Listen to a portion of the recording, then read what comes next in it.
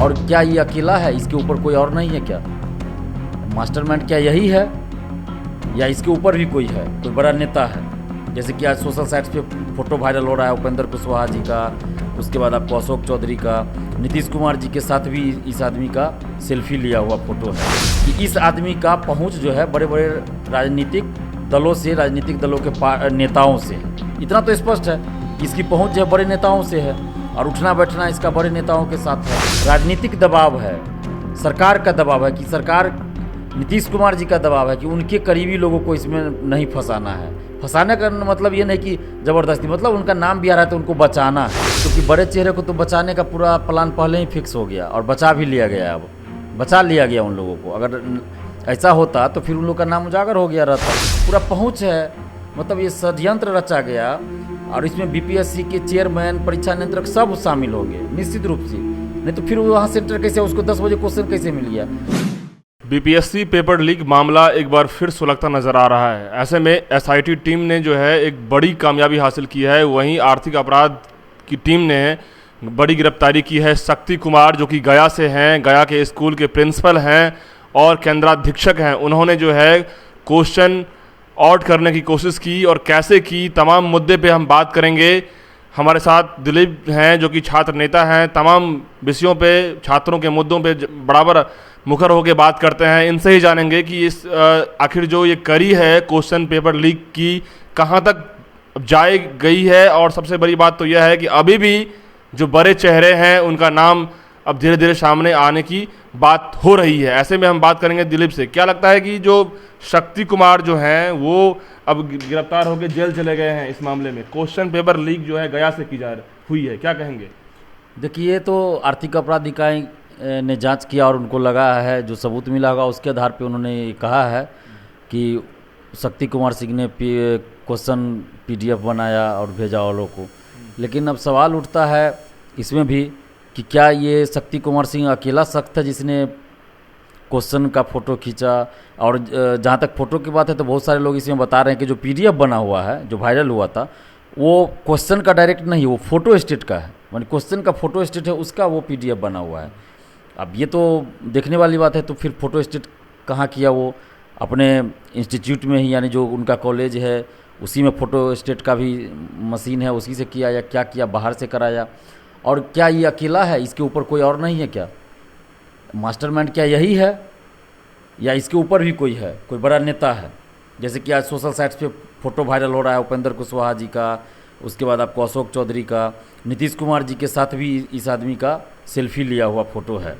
तो किसी के साथ फ़ोटो वायरल हो रहा है ये अलग चीज़ हो गया, लेकिन इससे ये साबित ज़रूर होता है कि इस आदमी का पहुंच जो है बड़े बड़े राजनीतिक दलों से, राजनीतिक दलों के नेताओं से है। इतना तो स्पष्ट है कि इसकी पहुंच जो है बड़े नेताओं से है और उठना बैठना इसका बड़े नेताओं के साथ है। उपेंद्र की करीबी माने जाते हैं, नाश्ता कर रहे हैं, खाना खा रहे हैं, लंच कर रहे हैं, डिनर कर रहे हैं, सब कर रहे हैं।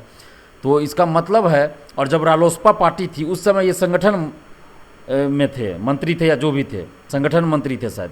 और जब रालोसपा का विलय जदयू में हो जाता तो वही फिर जदयू में भी है ये। तो इसका मतलब कहीं ना कहीं इसका उपेंद्र कुशवाहा से तो बहुत अच्छा संबंध है और अशोक चौधरी के साथ भी फोटो इस तरह से है जिससे लगता है कि बहुत अच्छा इनका संबंध है। तो फोटो अगर किसी के साथ किसी का है तो इसके आधार पर हम ये नहीं कहेंगे कि हाँ वो आदमी भी संलिप्त होगा। ये बात सही है, नहीं कह सकते। लेकिन मैं हमने जो है स्कैनर, डॉग स्कैनर से जो है भेजा है। हाँ, उसने शक्ति कुमार ने एक्सेप्ट किया है। मैं दूसरी बात बता रहा था कि अगर किसी के साथ फ़ोटो किसी का है, अगर वो बाद में पता चला कि कोई क्राइम कर रहा है, तो इसका मतलब ये नहीं है कि वो जिसके साथ फ़ोटो था वो भी इसमें दोषी होगा। लेकिन कहीं ना कहीं ये शक जाहिर होता है कि भाई उससे कितना उसका पहुंच है, कितना संलिप्त है। तो ये तो जांच का विषय बनता है, तो इस पर तो जांच होनी चाहिए। हम ये नहीं कह सकते कि अशोक चौधरी इस पेपर लीक में संलिप्त हैं। हम ये भी नहीं कह सकते हैं कि अशोक चौधरी संलिप्त नहीं है। हम ये भी नहीं कह सकते। हमें तो ये भी हम तो इतना कह रहे हैं कि आप सीबीआई जांच करवाइए ना, इसमें बड़े बड़े अफसर, बड़े बड़े नेता पकड़े जाएंगे। और शक्ति कुमार जो ये कॉलेज का प्रिंसिपल बताया जा रहा है, तो इसकी इतनी औकात होगी कि ये पेपर लीक कर लेगा बीपीएससी का। इतना हिम्मत किसी में नहीं होता है। और स्कूल में कुछ स्कूल और कॉलेज में क्या सेंटर नहीं पड़ता है बीपीएससी का? कहाँ कोई खींच लिया फ़ोटो भाई? क्या खींचा किसी ने? इसी ने कैसे खींच लिया फ़ोटो? और इसको 10 बजे तक कैसे क्वेश्चन मिल गया, जबकि हर सेंटर पे 11 बजे के बाद क्वेश्चन जाता है। इसको 10 बजे कैसे क्वेश्चन मिल गया, सेंटर पे कैसे आ गया? क्या एसआईटी को ये एक बड़ी कामयाबी है देखा जाए तो, शक्ति कुमार को जिस तरीके से गिरफ्तार कर जेल भेजा है? नहीं, कामयाबी तो एसआईटी के लिए है।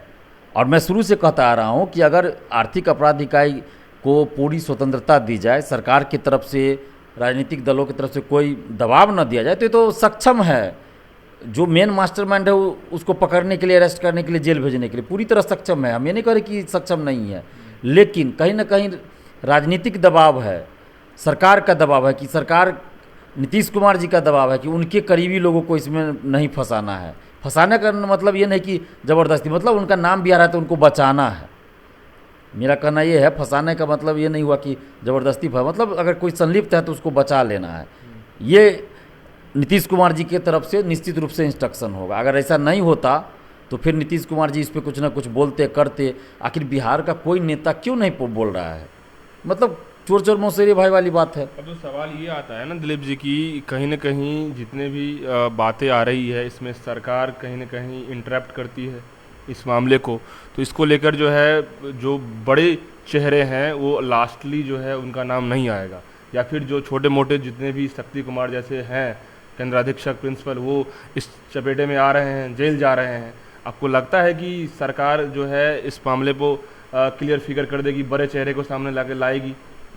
मुझे तो नहीं लगता, क्योंकि बड़े चेहरे को तो बचाने का पूरा प्लान पहले ही फिक्स हो गया और बचा भी लिया गया। अब बचा लिया गया उन लोगों को। अगर ऐसा होता तो फिर उन लोगों का नाम उजागर हो गया रहता, लेकिन बड़े लोगों को तो, बड़े नेता अफसरों को बचा लिया गया। और अभी भी ये सवाल उठता है कि जब एक केंद्राधीक्षक जो उस कॉलेज का प्रिंसिपल भी है, उसके कॉलेज की मान्यता समाप्त थी, वहाँ सेंटर आपने कैसे दिया? मतलब शक्ति कुमार का जो कॉलेज था, यानी कि अब पूरा पहुंच है। मतलब ये षड्यंत्र रचा गया और इसमें बीपीएससी के चेयरमैन, परीक्षा नियंत्रक सब शामिल होंगे निश्चित रूप से। नहीं तो फिर वहाँ सेंटर कैसे, उसको 10 बजे क्वेश्चन कैसे मिल गया? यानी कि ये जो परीक्षा नियंत्रक है बीपीएससी का चेयरमैन, ये सब लोग संलिप्त है, मिल के ये किया है। लेकिन इसमें हो गया कि आपसी जो खींचतान हुई होगी, पैसों का जो लेन देन में गड़बड़ी हुआ होगा, लेन देन में जो किसी को कम पैसा मिला होगा, उसने इस चीज़ को ये कर दिया, बाहर आ गया बात। तो इसके वजह से सब लोग अब फंस रहे। लेकिन जो मेन है वो लोग अभी भी बचे हुए, उनको नहीं ये किया जा रहा। मीडिया के द्वारा जब उपेंद्र कुशवाहा से पूछा गया कि आपके करीबी हैं, रह चुके हैं, तो उन्होंने क्लियर कर दिया है कि जो मतलब जितने भी मीडिया में जितने भी बड़े बड़े लेवल पे हैं, क्या वो सही हैं?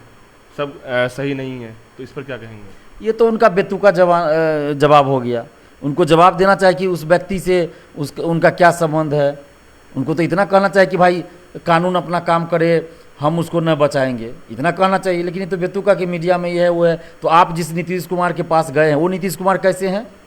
उस नीतीश कुमार को आपने क्या क्या कहा था? पतित है, क्या है, नहीं है? वही नीतीश कुमार ने आप पे लाठीचार्ज करवाया था और आपका हाथ पैर टूटा था, पीएमसीएच में भर्ती थे। आज नीतीश कुमार आपके लिए बहुत अच्छा हो गया। शिक्षा सुधार आंदोलन कर रहे थे आप कि नीतीश राज में शिक्षा चौपट है, अब शिक्षा सुधार हो गया।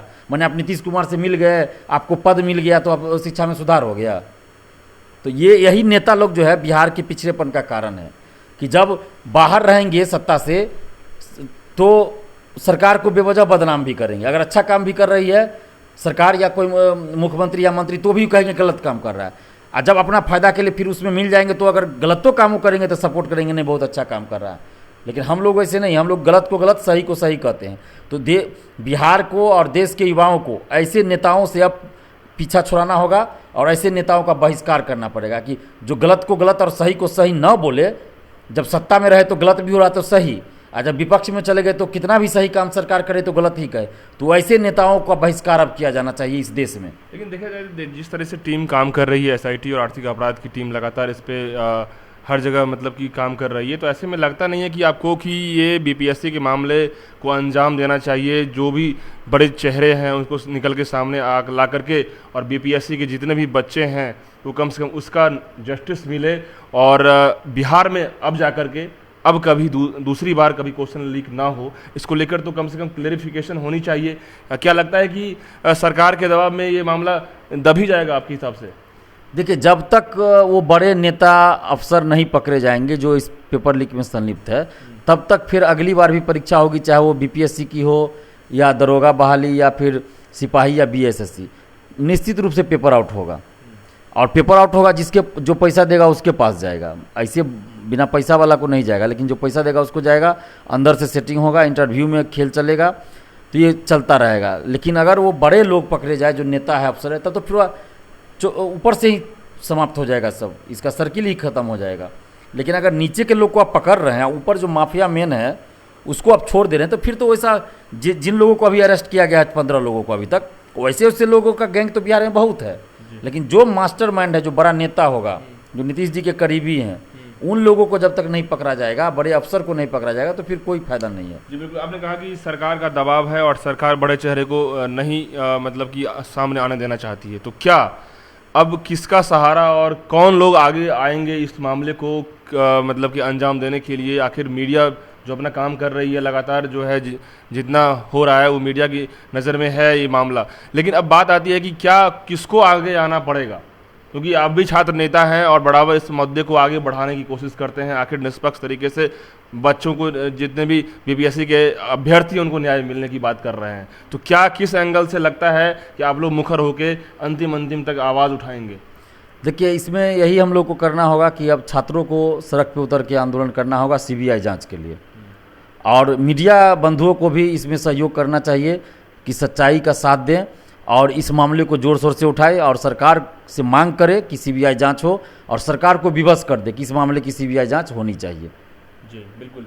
तो ये आप सुन रहे थे कि छात्र नेता दिलीप हैं, जिन्होंने बताया कि एसआईटी जो काम कर रही है वो कहीं ना कहीं वो उसके लिए बहुत आसान है कि इस जो बड़े चेहरे हैं वो सामने आए। दूसरी बात, आर्थिक अपराध भी लगातार जो काम कर रही है वो भी लगातार जो है बड़े बड़े चेहरे तक पहुंचने की कोशिश कर रही है। लेकिन बात आती है कि कहीं ना कहीं सरकार का जो तंत्र है वो इसको कहीं ना कहीं जो है मकरे जाल में फंसाया हुआ है। आखिर वो नहीं चाहती कि बड़े बड़े चेहरे, चाहे वो ऑफिसर हो, किसी आईएएस ऑफिसर की बात हो या फिर किसी नेता, बड़े नेता का हाथ हो, वो नहीं आने देना चाह रहे हैं। अब बात आती है कि आखिर जो बीपीएससी के अभ्यर्थी हैं उनको न्याय मिलेगा या नहीं मिलेगा, उसको लेकर अब ये कह रहे हैं कि कहीं ना कहीं बीपीएससी के तमाम अभ्यर्थियों को सड़कों पर उतरना होगा, न्याय की गुहार लगानी पड़ेगी, एक बड़ा आंदोलन करना पड़ेगा, क्योंकि नहीं तो अंतिम तक ये मामला दब जाएगा और दबने के बाद फिर जैसे कि जिस तरीके से लीक हो रहा है फिर आने वाले समय में लीक होगा।